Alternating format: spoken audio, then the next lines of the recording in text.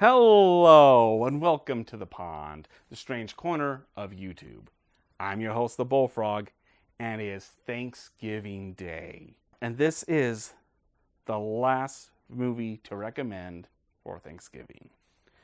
And no other movie fits this idea more than the American comedic classic, It's a Mad, Mad, Mad, Mad World. The story, it begins with a car crash. A car crash? A car crash. And a group of people who witnessed this moment, some of them came down to figure out what happened to the victim. And there on the ground with his broken body, the victim tells them the truth. There's all this dough, 350 G's. Do you hear what I'm saying? And he says he's giving it to them. He wants them to live. Walk down the street like a king. And then he kicks the bucket. And these characters are unsure what to think about it. So they go to a spot and there they try to understand if this man was speaking the truth, that there is over $300,000 buried in that park. And this is the USDA of the 1960s, so that money means a whole lot more. They are trying to figure out how to split it up. All right? Now, 17 shares, and then we add the same number of shares as there were people in each vehicle. But that leads to too much debate, too much angst, and too much horror. Perfectly happy with 2 eighths instead of a quarter? That's awfully big of you. Which means there's only thing left to do. So now, there's only one way to figure it, and that is every man, including the old bag, for himself. And the race begins. And it leads them down a path of madness and chaos with car crashes, freakouts, people losing their minds, and every one of them eager for that money. And that includes adding more people into this fray. And when they learn about that money, they too are going to try their best to get that pie. And who are these characters? We have ourselves the dentist and his wife going on their second honeymoon, a pair of friends heading to Las Vegas.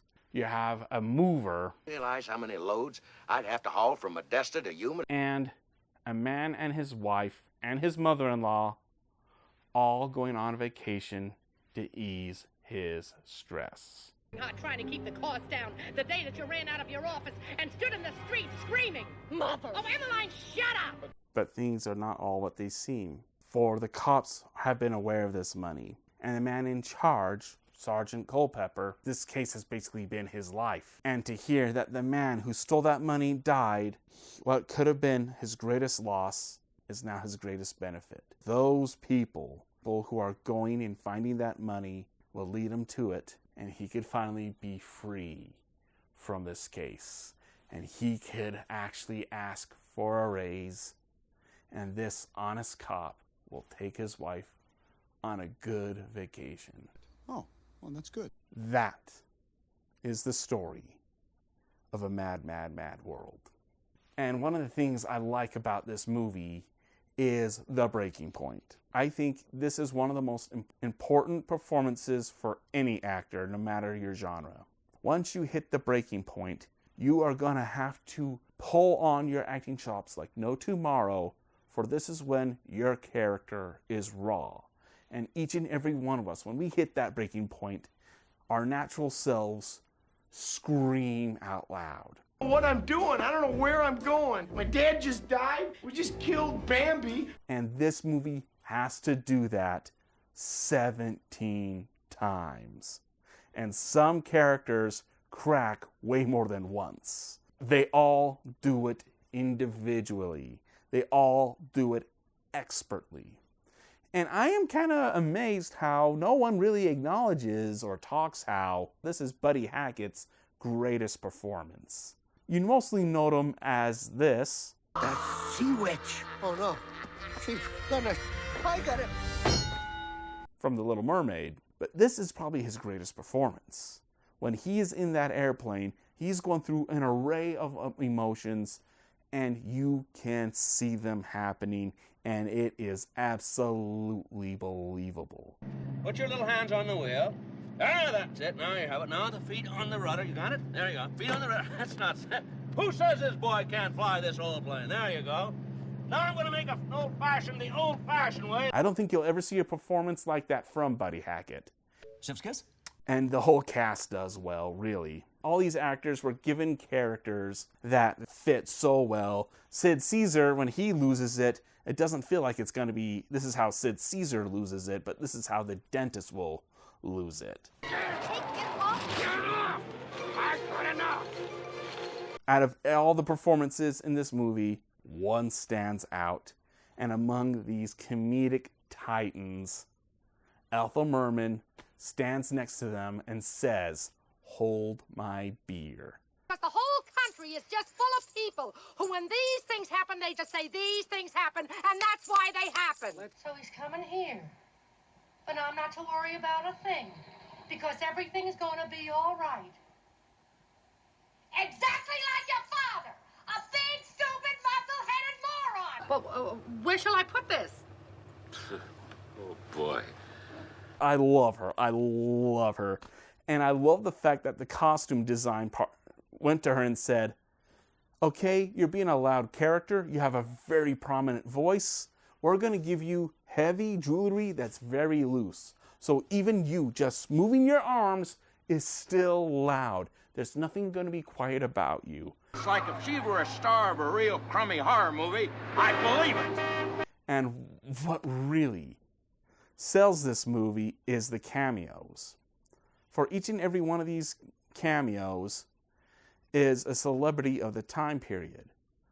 But what makes that so unique is most of these celebrities are the founders of American comedy on the big and little screen. That's a police helicopter. What's going on? What? If you can't see all Three Stooges, you're watching on full screen. And that is a no-no. If you have the Three Stooges, you gotta fit them all on your screen. This movie, you have to watch on wide screen, because you'll get more of the jokes, you'll see more reactions, and you will have a funner time with how much is happening. Seeing everyone react and bounce off each other, and just see them, those nonverbal cues, just hit fire after fire. It is good. Don't cheapen yourself. Widescreen, people. You need it for this movie. And, I know this movie will be considered too long for some people. I know this movie will probably be the most polarizing in this area. Some people say it's too long. Other people say it's fine as is. I'm one of those people. Actually, I wish I had the extended edition. Yes, this movie has that. And in that extended edition, you're getting more of the subplot of the cops treating this whole situation as a gambling ring. Like each and every one of them has their money on certain people finding the money. I find that funny. It didn't make the cut, which is a bummer. And there's other jokes that didn't make the cut. So if you're a willing person to watch the extended edition and watch more of the jokes that were lost, hop on in and be part of the club. I'm in it. And after too much seriousness for this Thanksgiving, it feels like comedy is the best icebreaker. So, if I would rate this from 1 out of 7, where would I put it? Honestly,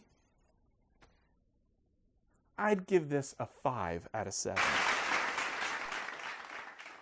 And this movie really owns the Kumara Smile Award. Heck, Ethel Merman by herself owns the Kumara Award in that regard. You know what? I'll give it to her.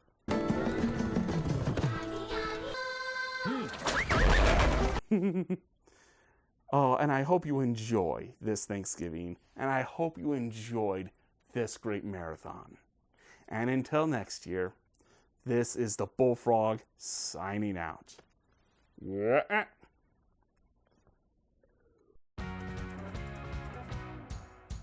I'm not gonna give it. What are you talking about? Declare it. Well, I mean, it's like non-taxable income. It's like a gift. But sure, if we find the money, we still have to report the taxes. Otherwise, it's like stealing from the government.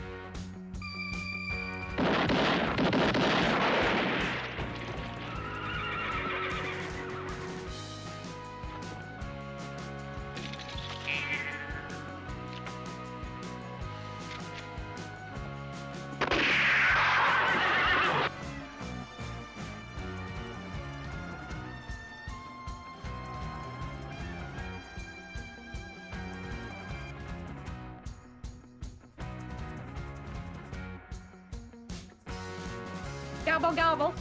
Oh, bye-bye.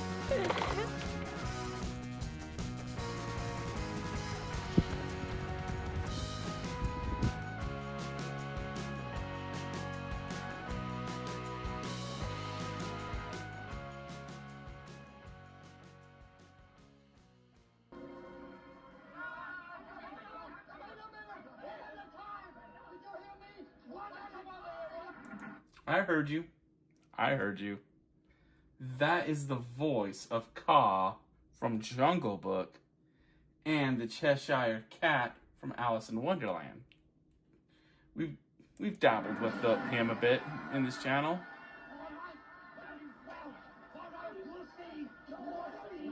Wait a minute.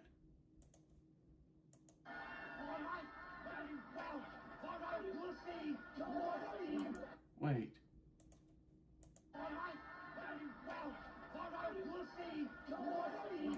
It was at this moment he knew.